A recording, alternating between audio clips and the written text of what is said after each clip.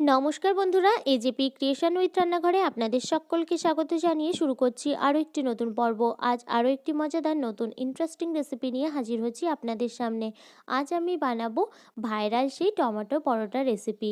এই টমেটো পরোটা রেসিপিটা কিন্তু খেতে দুর্দান্ত লাগে, আপনারা বানিয়ে না খেলে কিন্তু বিশ্বাস করবেন না।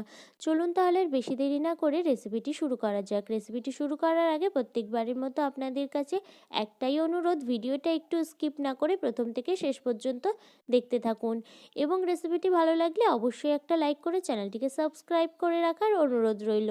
রেসিপিটি বানানোর জন্য আমি এখানে 3টে টমেটো নিয়ে নিয়েছি। এই টমেটোগুলোকে প্রথমে সিদ্ধ করে নিয়েছি। সিদ্ধ করে নেওয়ার পর তারপর কিন্তু খোসা ছাড়িয়ে নিয়েছি। খোসা ছাড়িয়ে নেওয়ার পর কিছু সময় একটু ঠান্ডা করে নিয়েছি। ঠান্ডা করে নেওয়ার পর এখানে টমেটোগুলোকে কিন্তু আমি হাতের সাহায্যে ম্যাশ করে নেব। এই পর্যায়ে খুব ভালোভাবে কিন্তু টমেটোটা ম্যাশ করে নেওয়া হয়ে গেছে। এইটুকু শিটে মতন হয়েছিল, সেটা কিন্তু আমি তুলে নিলাম। তারপর এখানে দিয়ে দিচ্ছি একটু স্বাদ মতো নুন, তারপর দিয়ে দিচ্ছি ময়দা, তারপর টমেটোর জুসটা দিয়ে কিন্তু এই ময়দাটা মেখে নিতে হবে। তো আপনারা চাইলে কিন্তু একটু জল লাগলে অবশ্যই একটু জল ব্যবহার করতে পারেন।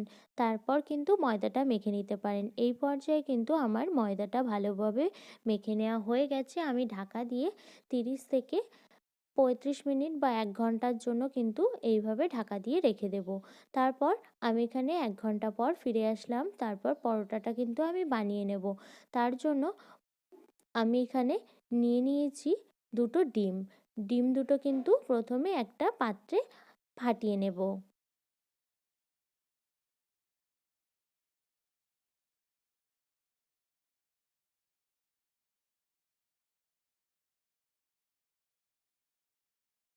এই পর্যায়ে দুটো ডিমই কিন্তু আমার ফাটিয়ে নেওয়া হয়ে গেছে। তারপর এখানে দিয়ে দিচ্ছি একটু সাদা গোলমরিচ গুঁড়ো, তারপর দিয়ে দিচ্ছি স্বাদ মতো নুন, দিয়ে দিচ্ছি পেঁয়াজ কুচি,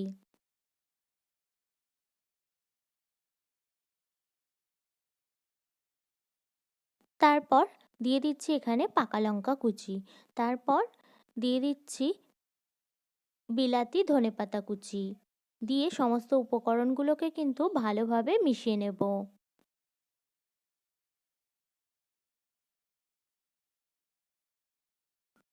তারপর এবার ময়দার ডোটা থেকে কিন্তু এইভাবে করে একটু মথে নিতে হবে। তারপর নেওয়ার পর 4-5 মিনিট পর কিন্তু আমি এখানে লেচি কেটে নিচ্ছি। দেখুন বন্ধুরা, এই পর্যায়ে কিন্তু আমার লেচি কেটে নেওয়া হয়ে গেছে। তারপর এইভাবে করে কিন্তু একটা লেচি নিয়ে তারপর এর উপর ময়দা ছড়িয়ে কিন্তু বেলে নিতে হবে। দেখুন আমি কীরকমভাবে বেলে নিচ্ছি, আপনারাও কিন্তু অবশ্যই সেইভাবে বেলে নেবেন। এই পর্যায়ে রুটিটা কিন্তু আমার বেলে নেওয়া হয়ে গেছে। তারপর এইভাবে মাঝখান থেকে কিন্তু আমি কেটে নিচ্ছি, যাতে বেশি লেয়ার হয়। লেয়ার হলে কিন্তু পরোটাটা খেতে খুবই ভালো লাগবে। এইভাবে করে কিন্তু মাঝখানটা কেটে নিলাম। তারপর এখানে দিয়ে দিচ্ছি একটু সাদা তেল।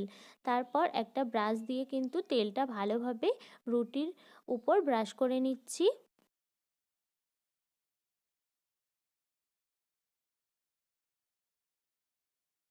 তেলটা ভালোভাবে ব্রাশ করে নেওয়ার পর তারপর এর উপর থেকে কিন্তু একটু শুকনো ময়দা আমি ছড়িয়ে দিচ্ছি।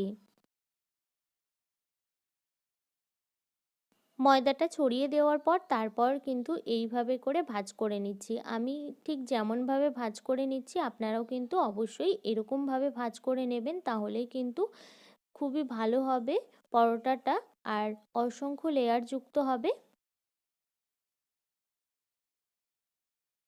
দেখুন বন্ধুরা, এই পর্যায়ে কিন্তু পরোটাটা আমার ভাঁজ করে নেওয়া হয়ে গেছে। এবার কিন্তু আমি ওই এইভাবে এই চৌকো অবস্থাতেই কিন্তু সামান্য একটু ময়দা ছড়িয়ে ভালো করে বেলে নেব।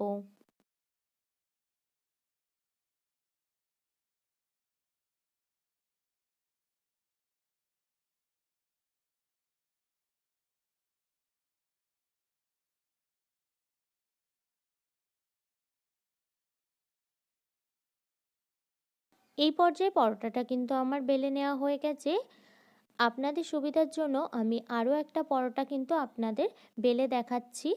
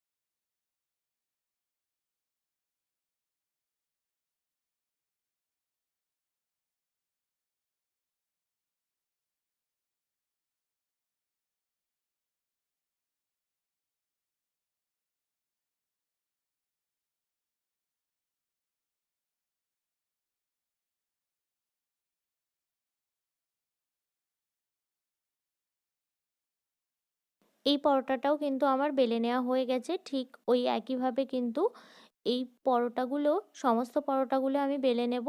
আর এখানে কড়াইতে তেল গরম হতে বসিয়ে দিয়েছি, আর ডিমের গোলাটাও কিন্তু আমার রেডি হয়ে গেছে। একটা পরোটা নিয়ে এইভাবে কিন্তু ডিমের গোলাতে আমি দিয়ে দিলাম।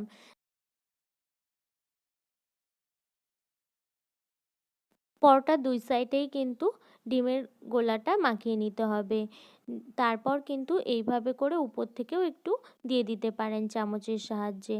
আর কিন্তু পরোটাটা অবশ্যই কিন্তু বেশিক্ষণ ডিমের গোলাতে ডুবিয়ে রাখবেন না, তাহলে কিন্তু নরম হয়ে যাবে, তখন কিন্তু ছিঁড়ে যাওয়ার সম্ভাবনা আছে।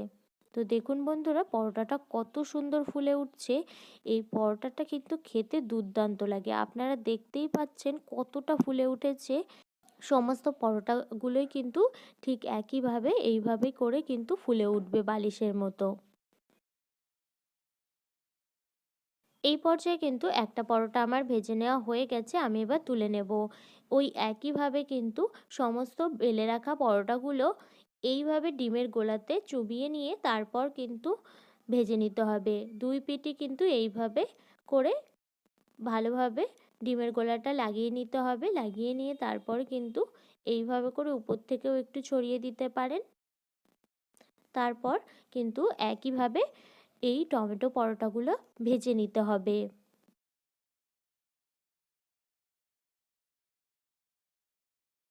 সমস্ত পরোটাগুলোই কিন্তু আমি ওই একইভাবে ভেজে নেব, আর সমস্ত পরোটাগুলোই কিন্তু এরকম বালিশের মতো ফুলে উঠবে। এই পরোটাটা যে একবার খাবে সেই পরোটা কিন্তু বারবার খেতে চাইবে। খুব ভালো খেতে হয় এই পরোটাটা। সমস্ত টমেটো পরোটা কিন্তু আমার বানিয়ে নেওয়া হয়ে গেছে। এই পরোটাগুলো খেতে কিন্তু দুর্দান্ত লাগে, তাই আপনারা অবশ্যই কিন্তু বাড়িতে ট্রাই করবেন। আশা করি আপনাদের সকলের খুব ভালো লাগবে। আমার এই টমেটো পরোটা রেসিপিটি যদি আপনাদের ভালো লেগে থাকে তাহলে অবশ্যই একটা লাইক করে দেবেন এবং কমেন্টের মাধ্যমে জানাবেন আমার এই রেসিপিটি আপনাদের কাছে কেমন লেগেছে, এবং বেশি বেশি করে শেয়ার করে আমার পাশে থাকবেন, আমাকে আরও উৎসাহিত করবেন। আর আপনি যদি আমার চ্যানেলে নতুন বন্ধু হয়ে থাকেন এবং আরও নিত্য নতুন ইন্টারেস্টিং মজাদার রেসিপির আপডেট পেতে চান, তাহলে প্লিজ আমার চ্যানেলটিকে সাবস্ক্রাইব করে পাশে থাকা বেল আইকনটি প্রেস করে অল নোটিফিকেশন অন করে রাখবেন, যাতে সমস্ত ভিডিওর আপডেট আপনি ঠিক সময় পেয়ে যান। আজ এই রেসিপিটি এই পর্যন্তই। আরও একটি মজাদার নতুন কোনো ইন্টারেস্টিং রেসিপি নিয়ে আপনাদের সাথে দেখা হবে আরও একটি নতুন পর্বে। সবাই সুস্থ থাকবেন, ভালো থাকবেন এবং সাবধানে থাকবেন।